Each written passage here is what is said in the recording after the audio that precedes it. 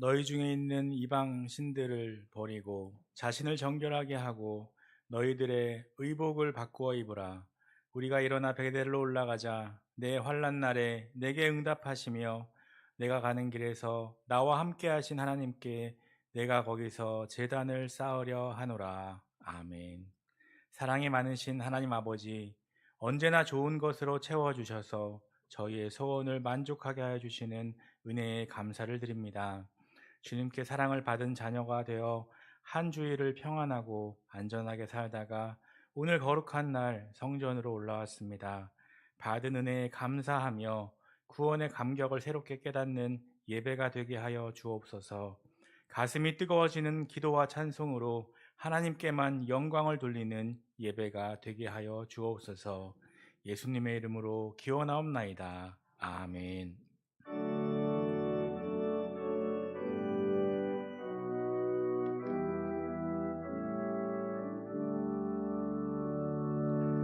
거룩 거룩 거룩 전능하신 주님, 이른 아침 우리 주를 찬송합니다.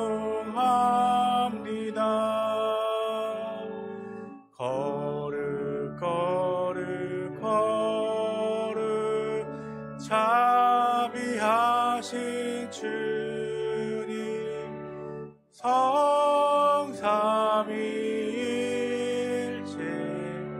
우리 주로다. 거룩 거룩 거룩 주의 보좌 앞에 모든 성도 면류관을 벗어드리네. 천군 천사 모두 주께 굴복하니 영원히 위에 계신 주로다. 거룩 거룩 거룩 주의 빛난 영광, 모든 죄는 어두워 볼 수 없도다. 거룩하신 이가 주님밖에 없는 온전히 전능하신 주로다. 거룩 거룩 거룩 전능하신 주님, 천지 만물 모두 주를 찬송합니다. 거룩 거룩 거룩 전능하신 주님, 성삼위일체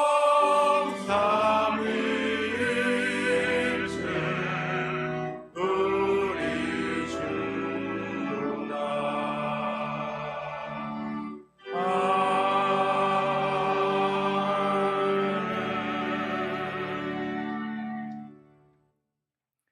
겸손히 지난 한 주간의 삶을 되돌아보며 하나님께 참회의 기도를 드립니다. 하나님, 이 시간 참회하는 마음으로 주님 앞에 섰습니다. 자비로우신 하나님, 지난 일주일 동안 강하고 능하신 손으로 붙들어 주심에 감사를 드립니다.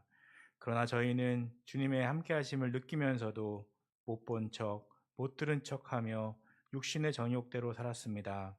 죄인 줄 알면서도 방탕한 말과 행동에 젖어 살았으며 불의와 타협하며 물질의 노예가 되어 지냈습니다.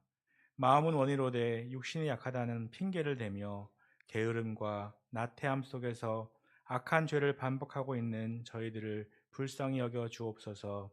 회개하는 이 시간 성령님 함께하여 주셔서 악한 행실을 버리고 의로운 길을 걸을 수 있도록 저희 마음과 생각을 지켜 주시옵소서. 이제는 하나님과 나만이 아는 은밀한 죄와 허물을 다 같이 고백하겠습니다. 아버지 하나님, 지난 한 주간 강하고 능하신 손으로 붙들어 주심에 감사를 드립니다. 그러나 저희는 주님이 함께 하심을 느끼면서도 못 본 척, 못 들은 척하며 육신의 정욕대로 살았습니다. 죄인 줄 알았으면서도 방탕한 말과 행동에 젖어 살았습니다. 아버지 하나님, 용서해 주시고 의로운 길로 이끌 수 있도록 저희 마음과 생각을 지켜 주시옵소서. 내가 이르기를 내 허물을 여호와께 자복하리라 하고 주께 내 죄를 아뢰고 내 죄악을 숨기지 아니하였더니 곧 주께서 내 죄악을 사하셨나이다. 아멘.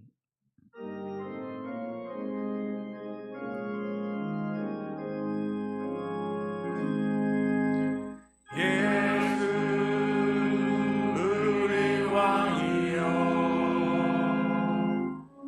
이곳에 오소서. 보좌로 주여 임하사 찬양을 받아 주소서.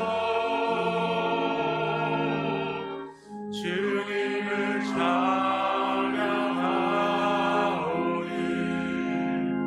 주님을 경배하오니 왕이신 예수여 오셔서 좌정하사 다스리소서.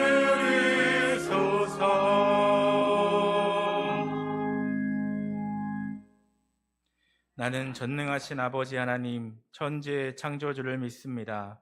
나는 그의 유일하신 아들 우리 주 예수 그리스도를 믿습니다.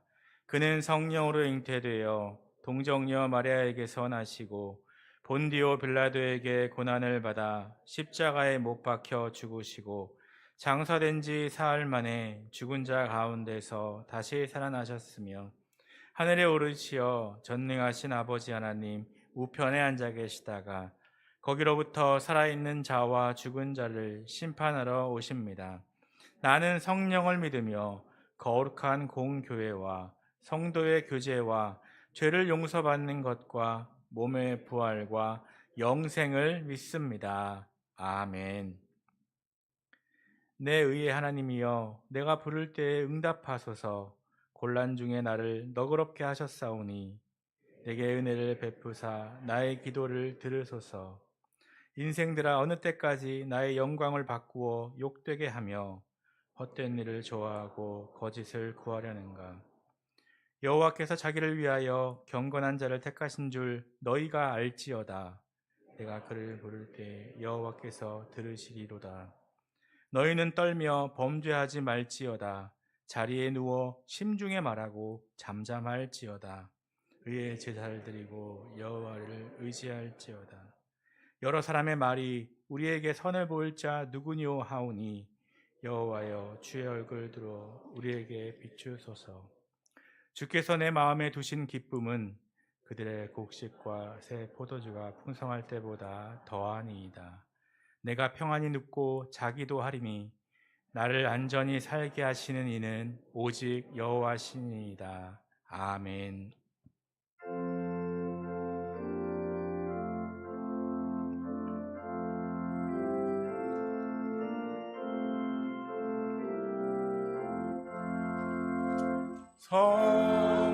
성령이여 강림하사 나를 감화하시고 애통하며 회개한 맘 충만하게 하소서. 예수여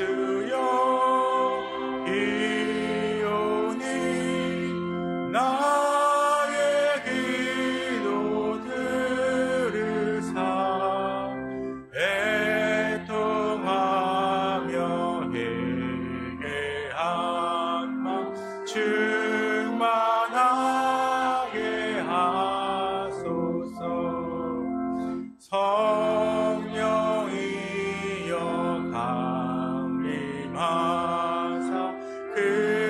크신 권을 주소서.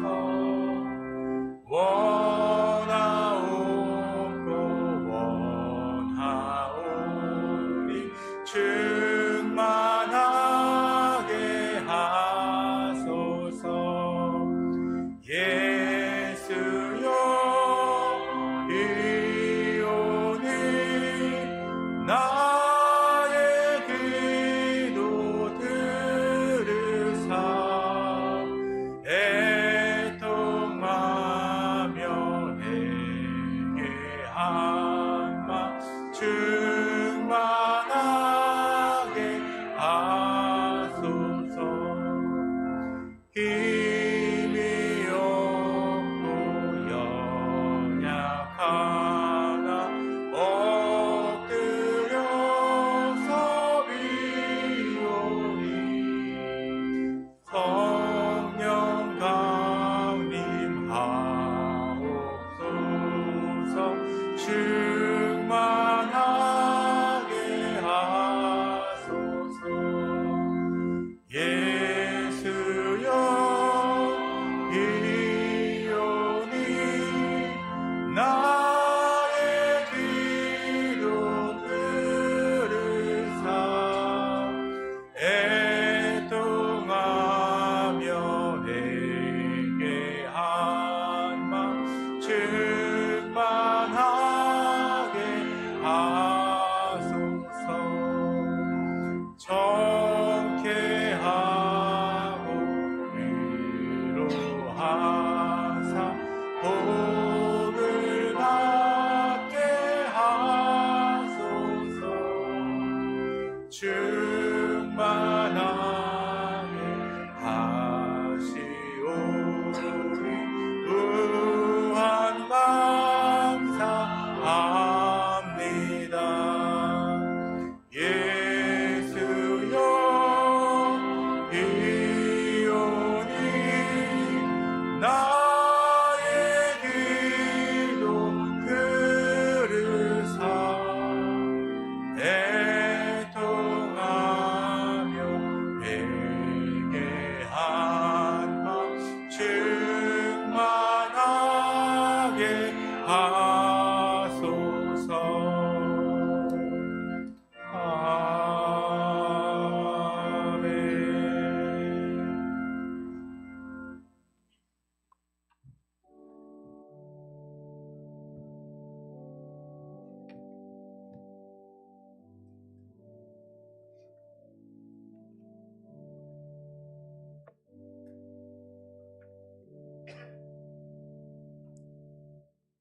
내가 너로 큰 민족을 이루고 내게 복을 주어 내 이름이 창대하게 하리니 너는 복이 될지라. 아멘.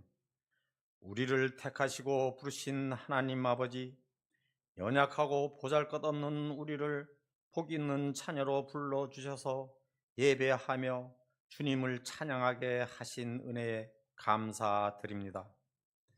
죄와 사망에 사로잡혀 있던 우리에게 예수 그리스도를 보내주셔서 생명 가운데로 인도하시고 하늘나라의 영원한 기쁨을 알게 하여 주신 은혜에 감사드립니다. 2025년 새해를 말씀과 기도로 준비하며 시작하게 하여 주신 주님, 성령의 능력으로 부흥하는 교회 되게 하시옵소서. 우리 수도용교회를 축복하셔서 이 지역 사회의 모범이 되게 하시사 선한 영향력을 끼치는 교회 되게 하시옵소서. 사랑과 섬김의 본을 보이신 예수님처럼 나누고 베푸는 삶을 살게 하시옵소서.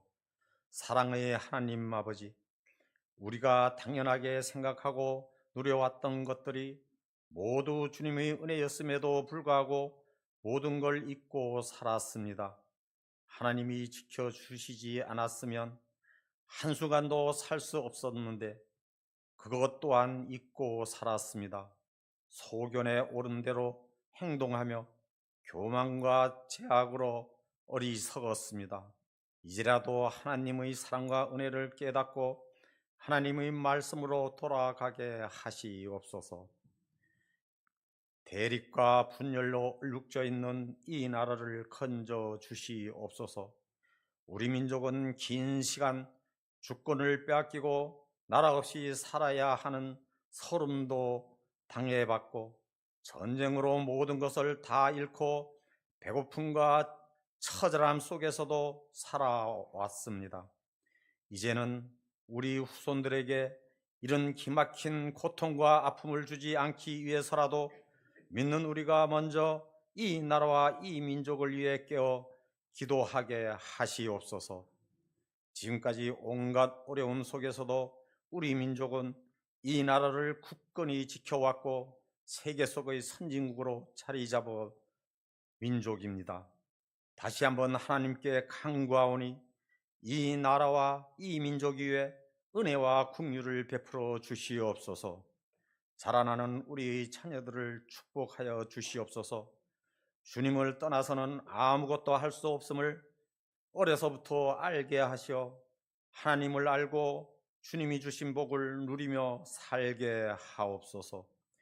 고승재 이 목사님, 올 한 해도 말씀과 기도로 준비하신 목회 일정 위에 부족함 없이 인도하옵시며 충만하게 하옵소서. 함께 동역하시는 모든 부교육장님들에게도 영육의 강건함 속에서 주의 일 감당하게 하옵소서. 사랑의 하나님 아버지, 병중에 있는 이들에게 회복의 은혜를 허락하시고 번왕 가운데 있는 이들에게는 위로와 평안을 주옵소서. 세계 곳곳에 흩어져 있는 선교사님들이 사역을 축복하시고 그들의 필요를 풍성히 채워 주시옵소서. 이제 주님 말씀을 듣습니다. 말씀을 전하시는 고승재 임 목사님을 거룩한 영으로 충만케 하시옵시고 주시는 말씀을 겸손히 받아 누리게 하옵소서. 곳곳에서 예배를 섬기는 모든 이 수고를 기뻐 받으옵소서. 준비된 찬양으로 마음을 담아 찬양을 올려드립니다. 영광 받으옵소서. 이 모든 말씀 우리 주 예수 그리스도의 이름으로 기도드립니다. 아멘.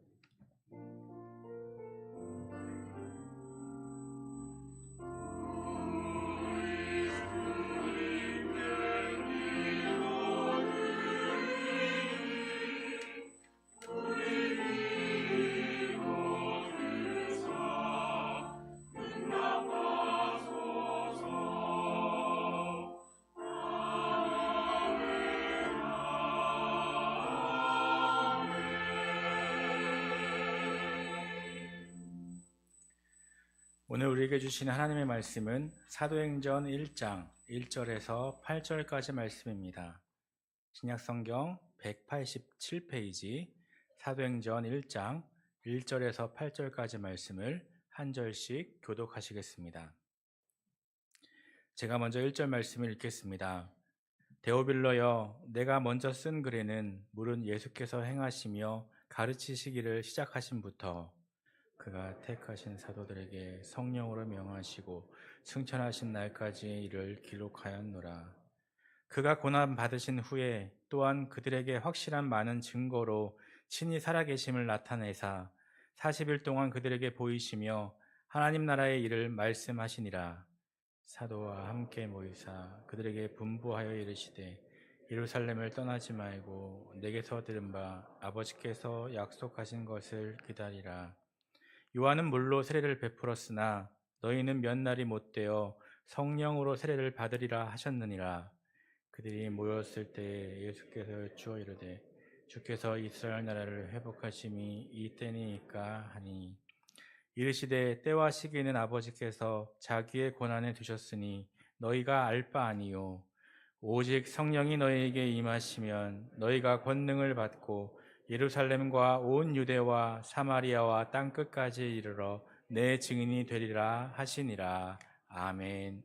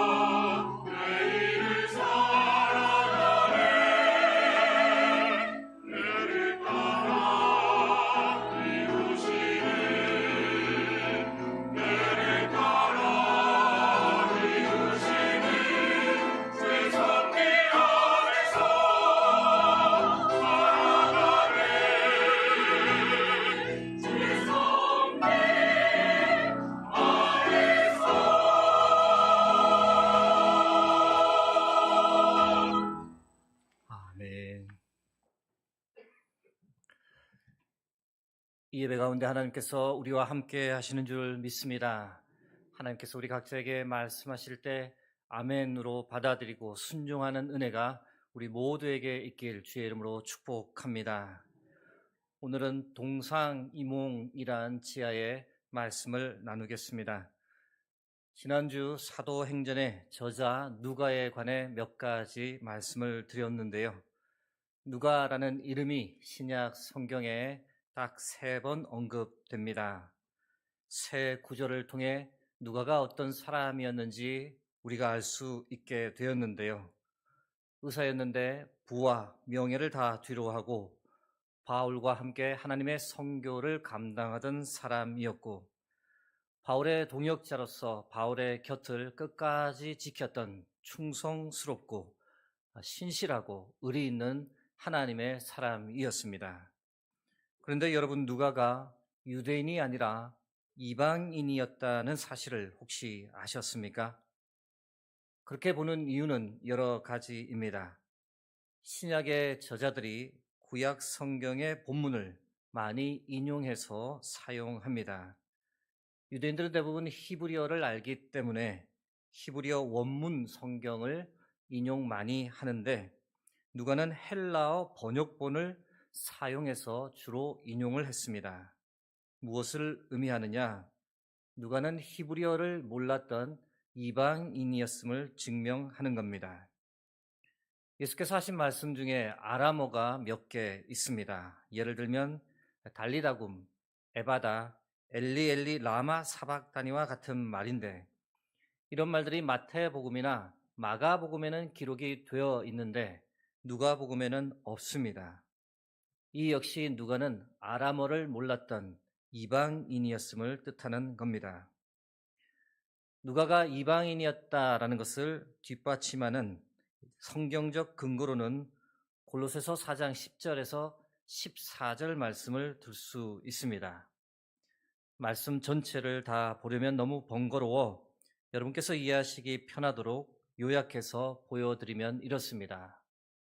나와 함께 갇힌 아리스다고와 바나바의 생질 마아가와 유수도라 하는 예수도 너희에게 문안하느니라. 그들은 할레파라는 말, 유대인이라는 말입니다. 앞에 언급되고 있는 3명은 유대인이고 12절, 14절에 등장하는 3명은 이방인입니다. 그리스도 예수의 증인 너희에게서 온 에바브라가, 사랑을 받는 의사 누가와 또 데마가 너희에게 문안하느니라. 위 내용을 더 간단하게 정리해서 말씀드리면 이렇습니다. 3명의 할레파 유대인으로 아리스다고, 마가, 유스도가 언급되고 있고 3명의 비할레파, 이방인으로 에바브라, 누가, 데마가 언급되고 있는 겁니다. 즉 이방인 중에 한 명이 누가였습니다. 한 초대 교부 자료에 의하면 의사 누가는 수리아 안디옥 출신의 이방인이었다라고 알려져 내려옵니다. 누가는 수리아 안디옥 출신의 직업 의사였다. 그는 또한 사도들의 제자였으며 후에는 바울을 수행하여 그가 순교하기까지 같이 다녔다. 누가는 아내도 자녀도 없이 일심으로 주님만 섬겼으며 88세의 나이로 베오디아에서 성령에 충만하여 잠들었다. 누가가 이방인이었다는 것이 확실하다면 참 놀라운 은혜입니다. 신약 성경 저자 중에서 누가가 유일한 이방인인 셈입니다. 아니 신약 성경뿐 아니라 구약 성경 전체를 다 고려한다 하더라도 성경의 저자 중에서 유대인이 아닌 이방인은 의사 누가가 유일합니다. 이방인이었음에도 불구하고 성경의 저자 반열에 서게 된 것, 전적인 하나님의 은혜라고 말씀드릴 수 있습니다. 누가는 신약 성경 형성에 크게 공헌했습니다. 2책을 썼다고 말씀드렸는데 하나가 누가복음이요, 다른 하나가 사도행전입니다. 분량만 고려하더라도 신약 성경 중에서 가장 긴 책이 바로 누가복음입니다. 사도행전은 3번째로 긴 책입니다. 이 2책을 다 합치면 신약 성경 전체의 28%에 달할 정도로 상당한 분량과 영향력을 미친 사람이 바로 누가입니다. 분량도 그렇지만 2책이 내용적으로도 아주 중요합니다. 먼저 다른 성경에 비해 2 성경에 의학 용어가 많이 사용되고 있다는 점, 의사 누가가 저자임을 옹호하는 또 다른 증거입니다. 내용적으로는 특별히 기도, 성령의 역사, 가난하고 소외된 사람에 대한 섬김을 강조하고 있다는 것, 이 누가복음과 사도행전 2책의 공통점입니다. 2책의 차이점은 아주 자명합니다. 누가복음은 예수님의 행적을 다룬 책입니다. 예수님의 출생, 사역, 십자가 죽음, 부활에 관해 증언하는 책입니다. 반면 사도행전은 예수님 승천 이후 사도들의 행적을 다룬 책입니다. 사도들이 성령 세례를 받고 성령 충만하여 예루살렘에서 유대와 사마리아와 땅끝까지 이르러 복음을 어떻게 전하게 되었는지, 그들이 예수님처럼 복음을 전하다 어떻게 고난과 핍박을 당했는지, 그와 관련된 역사를 시간 순으로 쭉 기술한 역사책이 바로 사도행전입니다. 사도행전은 특별히 성령행전이라고도 불립니다. 성령의 나타나심과 능력을 통해서 복음이 놀랍게 확산되었던 점을 거듭 강조하기에 사도행전에 붙여진 일종의 별칭이 바로 성령행전입니다. 지난주와 유사하게 서론격으로 사도행전의 저자인 누가에 관해 잠깐 나누었습니다. 지금부터 오늘 본 주제로 들어가겠습니다. 동상이몽에서 동상은 같은 자리에 누워 있다라는 뜻이며 이몽은 다른 꿈을 꾼다는 뜻입니다. 겉으로는 같이 행동하지만 속으로는 전혀 딴 생각을 하고 있는 2 사람 또는 2 그룹을 가리킬 때 사용되는 사자성어입니다. 예수님과 제자들은 끝까지 동상이몽이었습니다. 오랫동안 같이 있었고 같은 길을 걸었고, 그렇지만 예수님과 제자들은 전혀 다른 생각을 품고 있었습니다. 그것을 명확하게 보여주는 증거는 바로 사도행전 1장 3절과 사도행전 1장 6절의 비교해서 발견할 수 있습니다. 예수님의 말씀을 담고 있는 사도행전 1장 3절입니다. 그가 고난 받으신 후에 또한 그들에게 확실한 많은 증거로 친히 살아계심을 나타내사 40일 동안 그들에게 보이시며 하나님 나라의 일을 말씀하시니라. 부활 후 40일 동안 이 땅에 계시면서 제자들에게 무엇에 관해 말씀하셨다라고 기록되어 있습니까? 하나님 나라에 관해 말씀하셨습니다. 그런데 제자들은 전혀 다른 꿈을 꾸고 있었습니다. 어떤 꿈을 꾸고 있었을까요? 제자들의 질문을 담고 있는 사도행전 1장 6절 말씀입니다. 그들이 모였을 때에 예수께 여쭈어 이르되 주께서 이스라엘 나라를 회복하심이 이때니까 하니. 놀라울 따름입니다. 예수님은 끝까지 하나님 나라에 관해 말씀을 하고 계신데 제자들은 끝까지 이스라엘 나라에만 관심을 두고 있는 겁니다. 완전히 동상이몽인 거죠. 사랑하는 성도 여러분, 예수님은 오직 하나님의 나라만 생각하셨습니다. 이 땅에 오셨을 때부터 끝까지 변함없이 제자들에게 강조한 것은 오직 하나님의 나라에 관한 것이었습니다. 공생의 사역 시작부터 하나님 나라를 주창하셨습니다. 마가복음 1장 14절에서 15절 말씀입니다. 요한이 잡힌 후 예수께서 갈릴리에 오셔서 하나님의 복음을 전파하여 이르시되 때가 찼고 하나님의 나라가 가까이 왔으니 회개하고 복음을 믿으라 하시더라. 제자들하고만 따로 있을 때 특별히 그들에게 하나님의 비밀을 자주 풀어서 설명해 주시곤 했습니다. 마가복음 4장 11절입니다. 이르시되 하나님 나라의 비밀을 너희에게는 주었으나 외인에게는 모든 것을 비유로 하나니. 어린아이를 소유물이나 노예처럼 취급하던 시대에 하나님 나라는 어린아이와 같이 순수한 마음으로 하나님을 받아들이는 자의 것임을 선포하기도 했습니다. 누가복음 18장 17절 말씀입니다. 내가 진실로 너에게 이르노니 누구든지 하나님의 나라를 어린아이와 같이 받아들이지 않는 자는 결단코 거기 들어가지 못하리라 하시니라. 귀신을 쫓아내신 현장에서도 하나님의 나라가 이미 임했다라고 선포하기도 했습니다. 누가복음 11장 20절입니다. 그러나 내가 만일 하나님의 손을 힘입어 귀신을 쫓아낸다면 하나님의 나라가 이미 너희에게 임하였느니라.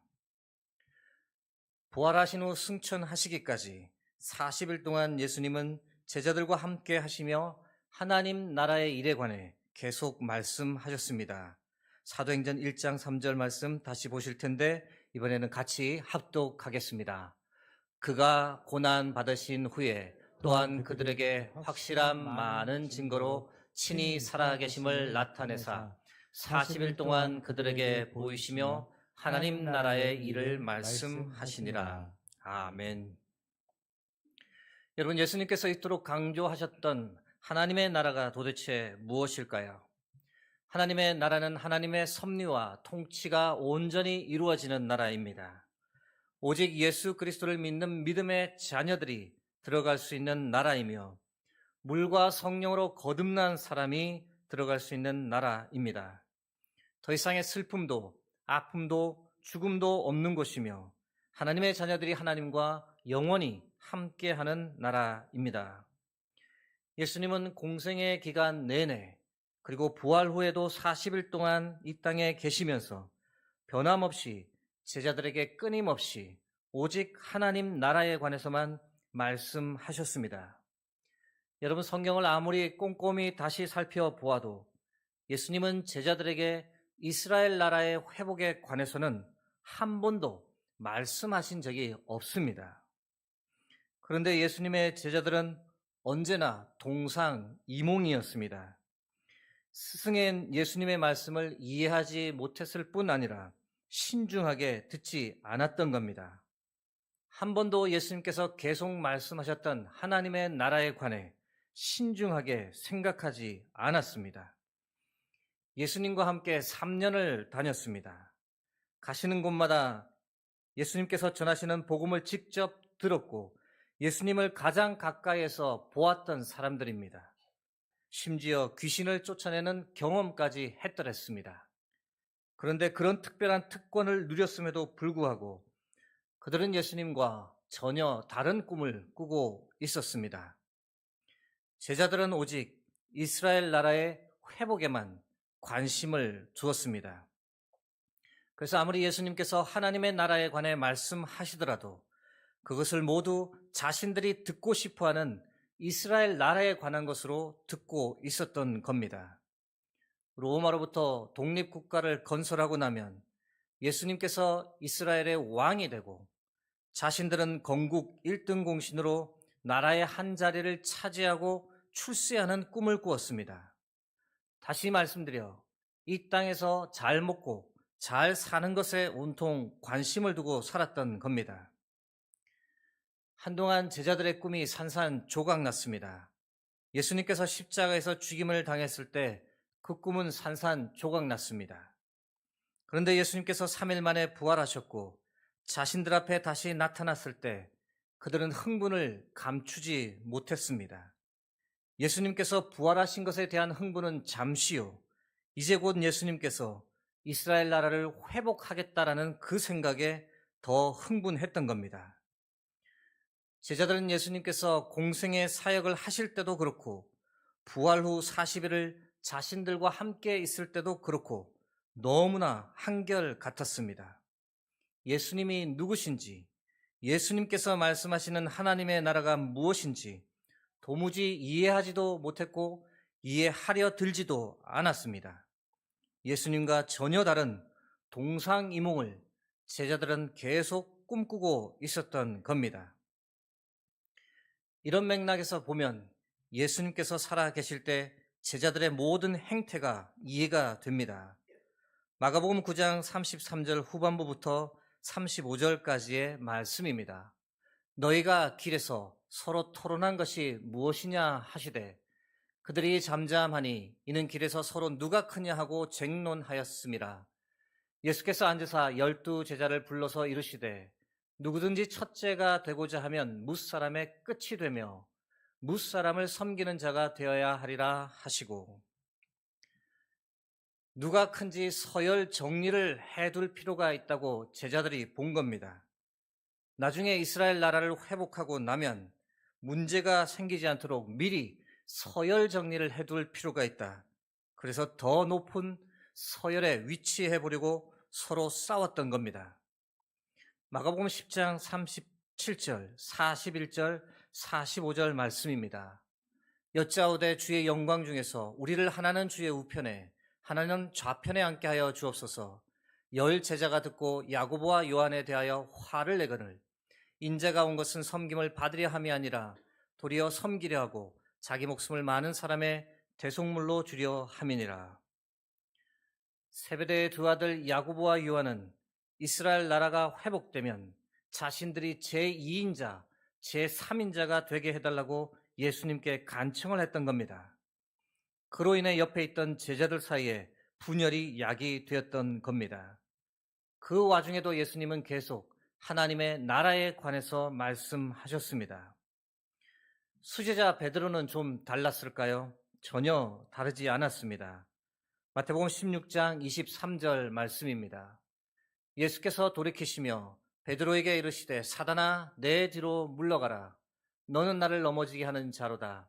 내가 하나님의 일을 생각하지 아니하고 도리어 사람의 일을 생각하는도다 하시고, 예수님께서 잠시 후 십자가에서 달리셔서 죽을 것을 말씀하셨는데 그 소리 듣자마자 베드로가 흥분하며 주님께 따지듯 말한 겁니다.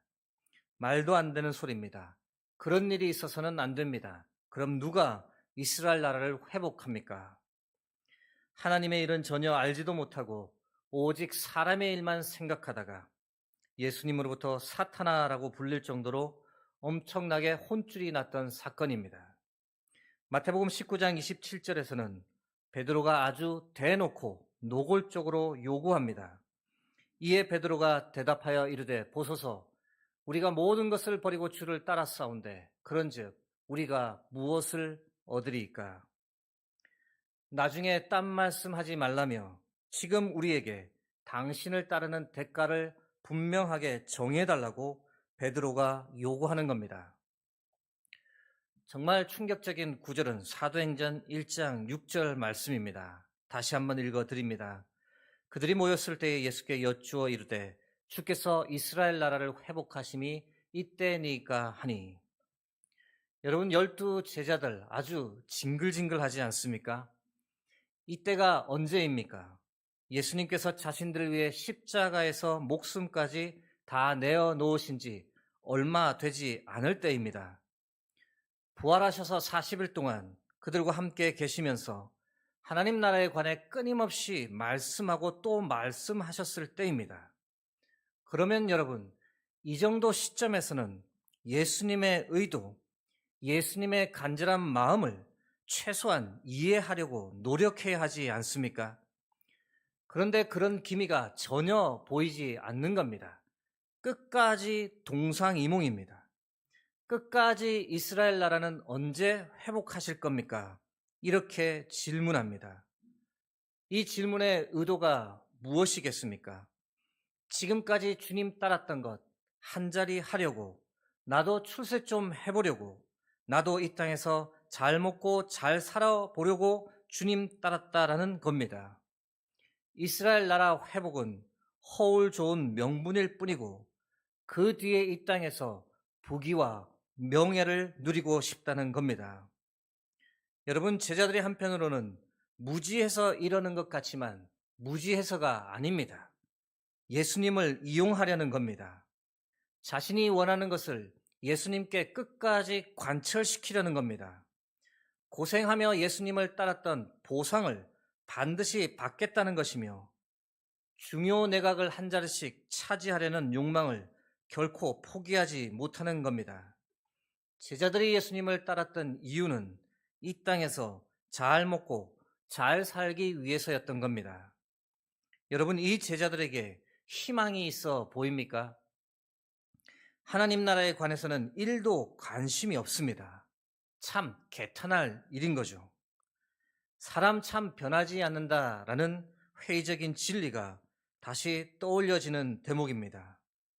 부활의 주님을 만났음에도 불구하고 아무것도 변하지 않는, 자신들이 원하고 싶은 것을 주님께 끝까지 강요하는, 오직 이 땅의 부귀영화만 생각하는 제자들 모습입니다. 그런데 여러분, 오늘 제자들의 모습에서 씁쓸하게도 왜 우리의 모습을 연상해서 보게 되는 걸까요? 우리 역시 제자들처럼 주님과는 다른 생각을 품고 있는 것이 아닐까요? 우리 역시 하나님 나라에는 별 관심이 없고 오직 나의 나라에만 관심을 가지고 살고 있지는 않습니까? 하나님의 나라에 관해 많이 들었습니다. 하늘에 소망을 두고 살라는 메시지를 많이 들었습니다. 그냥 좋은 말로 받아들일 뿐입니다. 나하고는 무관한 말씀으로 생각하고 살아갑니다. 대신 나의 주 관심사는 먹고 사는 문제입니다. 오늘도 그 문제를 위해 바쁘고 빠듯하게 살아갑니다. 어찌 보면 우리는 평생 이 땅에서 어떻게 하면 잘 먹고 잘 살 수 있을까에 대한 관심으로만 살아갑니다. 10대, 20대 때는 성적, 학업, 대학 졸업 후 취업 등에 주 관심을 두고 살아갑니다. 30대, 40대에는 창업, 투자, 아이들 양육, 사교육 등의 모든 관심을 두고 삽니다. 50대, 60대에는 사업과 건강 문제, 성인이 된 자녀 결혼 문제, 은퇴 후 노후 생활에 관해 모든 관심을 다 쏟고 살아갑니다. 70이 넘어가면 그때는 좀 하나님 나라를 생각하며 살아갈까요? 아닙니다. 죽을 때까지 자녀 걱정, 건강 걱정, 돈 걱정을 붙잡고 살아갑니다. 솔직히 우리의 삶에 하나님 나라에 대한 마음이나 생각이 끼어들 틈은 전혀 없습니다. 그런 면에서 우리는 믿지 않는 사람들과 별반 다르지 않고, 그리고 2000년 전 예수님의 제자들과 별반 다르지 않습니다. 교회에 대해, 교회 생활에 대해 우리는 예수님과 전혀 다른 생각을 합니다. 우리가 교회를 열심히 다니는 이유, 하나님께서 나의 나라가 잘 되도록 도와주시기를 간절히 바라는 마음 때문에 우리는 교회 생활을 열심히 합니다. 하나님 나라를 먼저 생각하는 마음이 있어서가 아닙니다. 교회는 세상으로부터 구별된 성도들이 모인 공동체이며 하나님의 나라가 어떤 곳인지를 우리 삶으로 보여주어야 하는 곳입니다. 교회는 죽어가는 이들에게 하나님의 나라를 전파해야 하는 생명의 공동체입니다. 그러나 우리는 교회를 그렇게까지 심각하게 생각하지 않습니다. 교회에 오는 이유는 복받기 위함입니다. 내가 지금 하는 일이 잘 되기를 바라는 마음 때문에 교회에 옵니다. 기도할 때 우리는 하나님의 나라보다 우리 각자의 나라가, 나의 나라가 잘 되기를 더욱 간구합니다. 교회를 위해 순수한 마음으로 봉사하는 이들도 있지만 대부분은 이렇게까지 봉사하니 나의 나라를 하나님께서 잘 돌봐주실 것을 기대하는, 봉사에 대한 대가를 은근히 바라는 마음이 있기 때문에 봉사합니다. 순수하게 하나님의 나라보다 끊임없이 나의 나라 세우기에 여념이 없는 겁니다. 사랑하는 성도 여러분, 가슴 아프게 들리지만 지금 우리는 솔직히 너무 타락해 있습니다.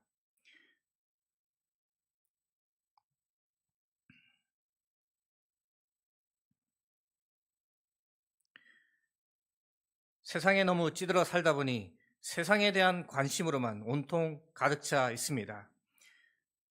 하나님의 나라에는 1도 관심이 없고 안중에도 없습니다. 2000년 전 예수님의 제자들과 똑같습니다. 나의 나라에만 온통 관심을 가지고 이 땅에서 어떻게 하면 잘 먹고 잘 살 수 있을지에만 관심이 있을 뿐입니다. 이제 말씀을 정리하고자 합니다. 여러분, 결론적으로 그래서 우리에게 무엇이 필요할까요? 성령 세례가 우리에게 절실히 필요한 줄 믿습니다. 제자들을 한번 다시 생각해 보시기 바랍니다. 이스라엘 나라에만 온통 관심을 두었던 제자들, 오직 이 땅에서 잘 먹고 잘 사는 것에만 몰두해 있었던 제자들, 하나님의 은혜로 극적으로 바뀌었습니다. 오순절 성령 강림 사건을 통해 성령 세례를 받고 나서 그들의 영적 눈이 열렸습니다. 주님 계실 때는 1도 관심이 없었던 하나님의 나라에 대해 관심을 가지고 이해하게 되었습니다. 그들이 그토록 추구하던 이스라엘 나라의 회복은 아무 의미가 없다는 것을 발견하고 이 땅의 삶은 잠시 거쳐가는 나그네일 뿐, 그 이후 우리에게 주어질 하나님 나라의 실체를 직접 보고 알게 되었습니다. 그랬더니 죽음조차 두려워하지 않고 하나님의 나라를 위해 자신의 전 생애를 아무 두려움 없이 던지는 사람들로 다 바뀌었습니다.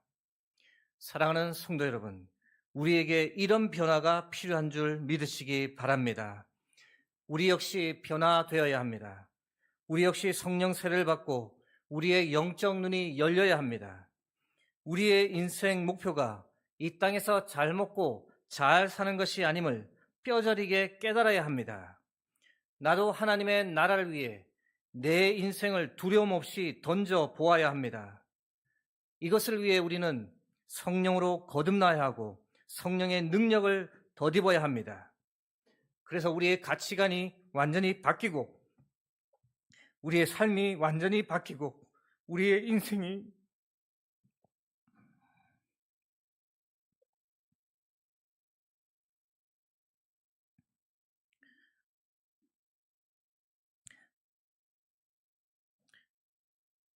완전히 바뀌는 경험을 성령 세례를 통해서 온전히 경험해야 합니다.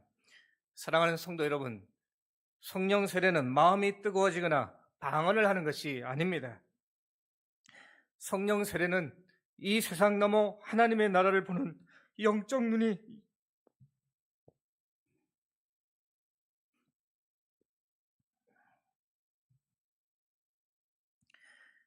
열리는 것이며 그 나라가 이 땅에 속히 오기를 사모하는 것이며 그 나라에 더 많은 사람들이 들어가도록 내 삶을 던지는 것이 바로 성령 세례입니다.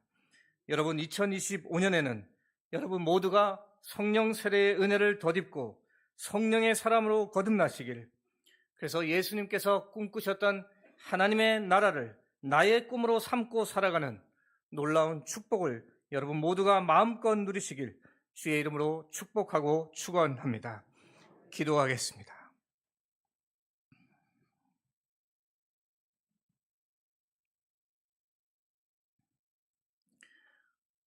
사랑과 자비의 하나님, 올 한 해를 지내는 동안 수유동교회 모든 성도님들이 성령으로 세례를 받을 수 있도록 주여 우리에게 은혜를 부어 주옵소서. 이스라엘 나라만을 고집하며 이 땅에서의 부귀영화를 목적으로 살았던 제자들이 성령 세례 후 오직 하나님의 나라만을 위해서 살았던 것처럼 우리의 삶이 그렇게 변화되기를 간구합니다. 이 땅의 가치관에 너무도 찌들어 사는 우리를 불쌍히 여겨 주시고 성령 세례를 받고 주와 동행하며 하나님의 나라를 이 땅 가운데 이루며 살아가는 주의 일꾼 되게 하옵소서. 예수 그리스도의 피 묻은 이 복음을 이웃과 지역과 한국과 전 세계에 나누며 사는 사명자의 삶을 살게 하옵소서. 우리의 생명이 되시며 삶의 이유가 되시는 예수님의 이름으로 기도드립니다. 아멘.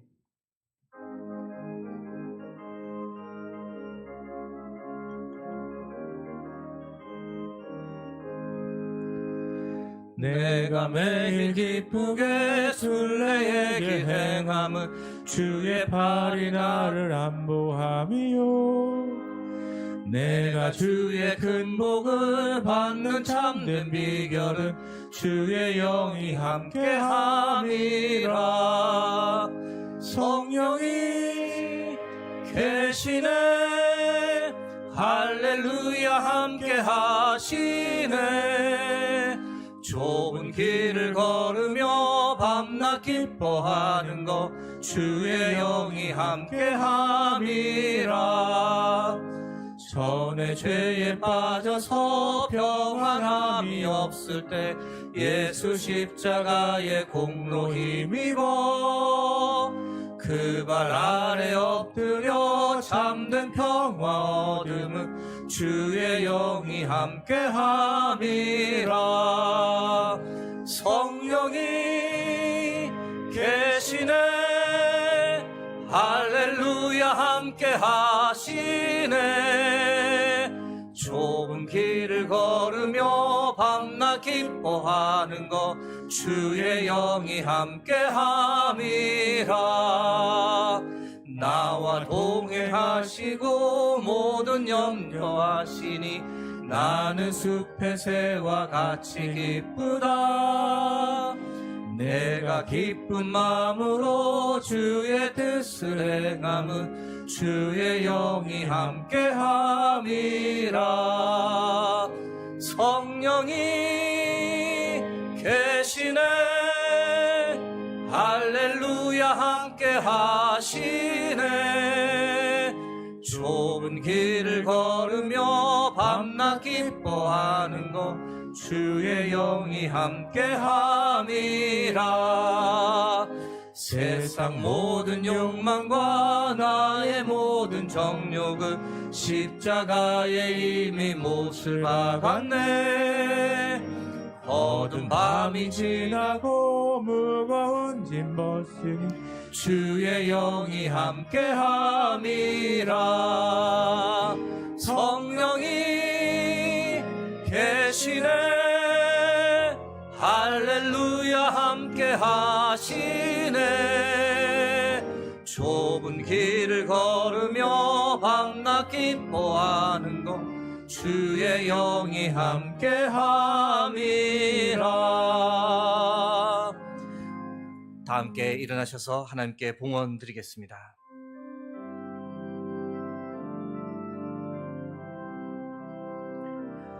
감사 위에 감사를 덮을 때 은혜 위에 은혜가 쌓이네. 모든 일에 감사, 모든 순간에 그리 아니하시지라도 감사 위에 감사를, 감사 위에 감사를 덮을 때 은혜 위에 은혜가 쌓이네. 모든 일에 감사, 모든 순간에 그리 아니하시지라도 감사. 우리의 예배를 기뻐 받으시는 아버지 하나님, 1월 셋째 주 거룩한 주일을 우리에게 허락하시고 변함없이 우리를 아버지의 집에 예배자로 세워주시니 감사합니다.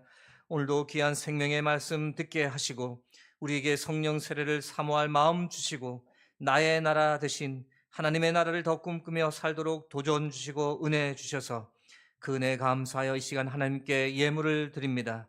나의 모든 것은 다 하나님의 것입니다라는 고백과 함께 우리의 마음도 주께 드리오니 저희들의 정성을 기쁘게 받아 주옵소서.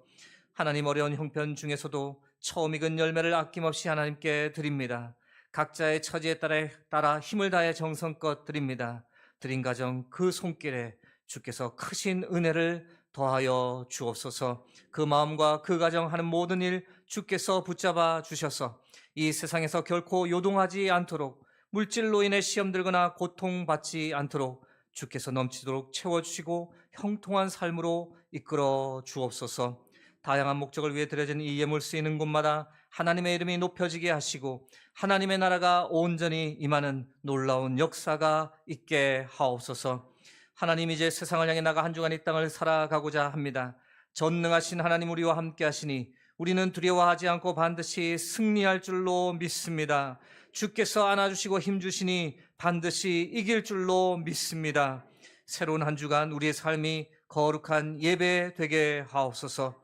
나의 힘이요 나의 반석이시요 나의 산성 되신 예수 그리스도의 이름으로 기도드립니다. 아멘.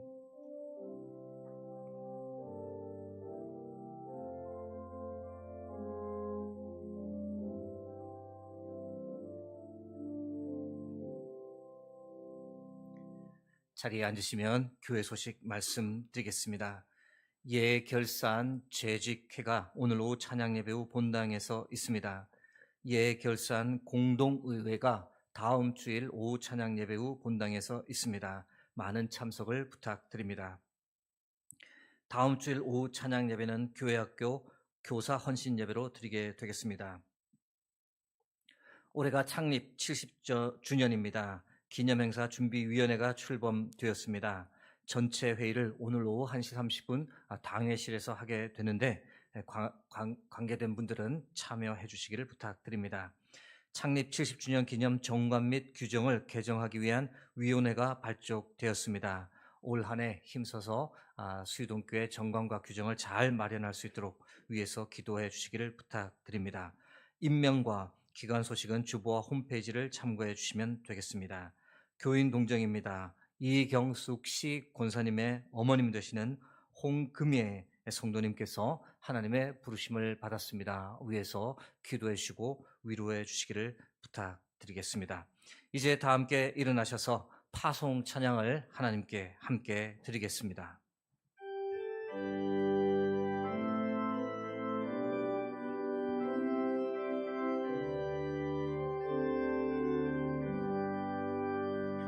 여기에 모인 우리 사랑받는 주의 자녀라. 주께서 뜻하신 바 우리 통해 펼치신다. 고통과 슬픔 중에 더욱 주님 의지하오니 어려움 이겨내고 주님 더욱 찬양하라.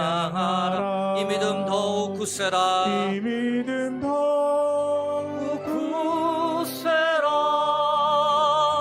주가 지켜주신다. 어두운 밤에도 주의 밝은 빛 인도하여 주신다. 지금은 우리 주 예수 그리스도의 은혜와 하나님 아버지의 무한하신 사랑하심과 성령의 감화 감동 교통하심이 나의 나라 세우기를 그만두고 하나님의 나라를 세우며 살겠다고, 이를 위해 성령 세례를 갈망하고 강구하며 살겠다고 그렇게 다짐하며 이제 세상을 향해 나가는 여기 모인 모든 주의 백성들 위에, 그들의 가정과 그들의 삶의 자리 위에 하나님께서 흔들리지 않도록 붙잡고 계시는 이 나라 이 민족 위에 이제로부터 영원토록 함께 하시길 간절히 축원하옵나이다. 아멘.